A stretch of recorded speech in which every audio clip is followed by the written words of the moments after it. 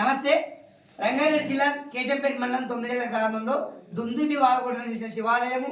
అక్కడ మహానుభావుడు వచ్చినటువంటి కిషన్ ప్రభు స్వామి, లక్ష్మణ్ దాసు, నారాయణ దాసు, మరి ఈ మధ్య కాలంలోనే మరి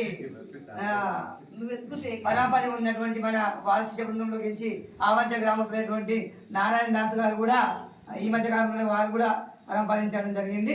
మరి 2 నిమిషాలు వారు మాట్లాడే ప్రయత్నం చేద్దాం. నమస్తే. నమస్తే అన్న. సార్ చెప్పండి, ఇక్కడ మీ తాతగారి వైభవం ఎలా ఉంది, మీకు ఎలా అనిపిస్తుంది?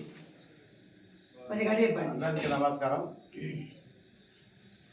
మేము చిన్న పిల్లలము, మాకు తెలియని రోజులలో ఇక్కడ కిషన్ ప్రభు ఆరాధన అది అయ్యేదంట.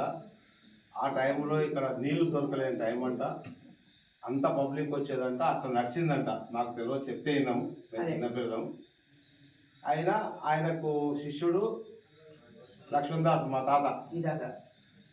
అయినాక మా నాయన, ఆయన చనిపోయినాక మా నాయన చూసుకున్నాడు మొత్తం ఇక దేవస్థం రంగయ్య.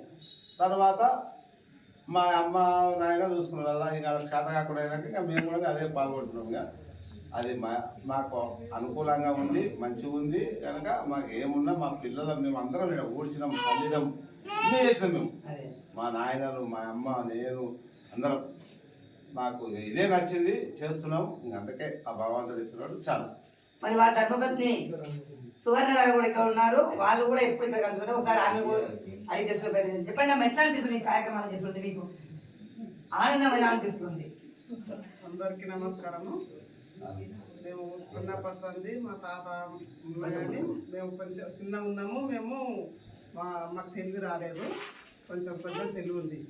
అప్పటి నేను చిన్నప్పుడు వచ్చిన, అప్పటి వచ్చిన చేసిన అన్ని చేసినాం.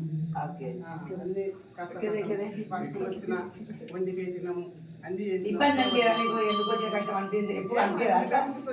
ఒక నాడు అందులో ఏదో పోటీ వస్తారు, మేము చేసి పెడతాం. ఇప్పటికైనా కానీ మా సాధన అయినంత వరకు, మేము ఉన్నంత వరకు మేము చేస్తాం. ఇంకా తర్వాత మా పిల్లలు ఇష్టం, వాళ్ళు చేస్తారు, వాళ్ళు ఇష్టం, మేమైతే చేస్తాం. చూడండి, మరి నరసింహ ధర్మపతి సువర్ణ గారు కూడా, వాళ్ళు కూడా చాలా చక్కగా కార్యక్రమాలు చేస్తుంటారు. వారితో పాటు మనకి గోష్ఠి ఆంజనేయ గారు ఉన్నారు, వారు కూడా కార్యక్రమం పూర్తి అయిపోయినా ఇక్కడ ఉంటారు. చెప్పండి సార్, మీకు ఎట్లా అనిపిస్తుంది ఈ కిషన్ ప్రభు ఆశ్రమంలో మీకు ఈ కార్యక్రమాలు చూస్తుంటే? చెప్పండి.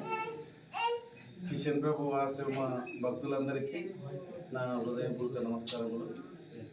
ఇప్పటి వరకు ఎన్నో కార్యక్రమాలు మేము చిన్నపిల్లలుగానే ఉన్నాము, పెద్ద అనుభవం లేదు మాకు. ఉన్నా లేకున్నా భక్తులు కూడా మాకు సహకరించి, ఇంతవరకు కూడా మాకు సహకరించి ఉంటున్నారు. వాళ్ళకు కూడా నా యొక్క హృదయపూర్వక నమస్కారాలు.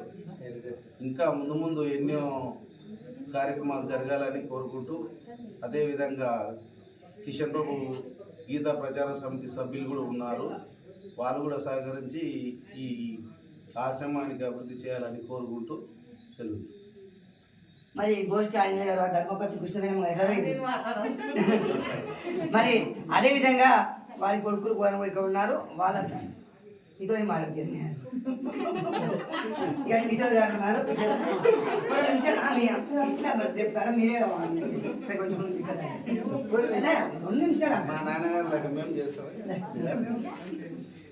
ఎట్లా అనిపిస్తుంది నీకు? మీ నాన్న, మీ తాత ఈ వారసత్వం గొప్ప సంపద కదా, మీకు ఎట్లా అనిపిస్తుంది? మరి దీన్ని భుజాలు వేసుకుంది మీరే ఇప్పుడు. అందరికీ నమస్కారం.